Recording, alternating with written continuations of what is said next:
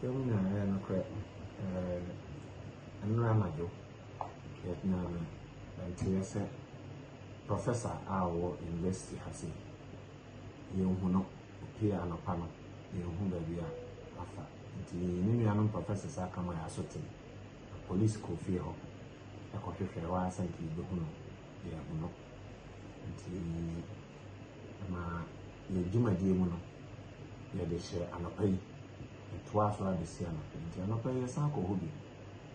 ko ho na ya de experience to from kakra ni ko si ne se ampasa de media from where they can ati dada no ko se papa no ko e ko hu body e wo papa ni fie e kire se ye tutu from baby e de no ahyako na ye ntimi hu se ye wono ana se nya wono ana se ebu fufu nti ye twen se obi a woni mu no na ya juma pe a wo se ni mu no e de timi de appointment se ampa wono nti ye ye no atade ye se no ni pa ko ntimi ka se ogwe de papa na ta ni pa o da wo yusu na bi mo no de se papa na nti ma ye de SSA ye boy region for amanie almost to be boy inspector general police amanie nti regional crime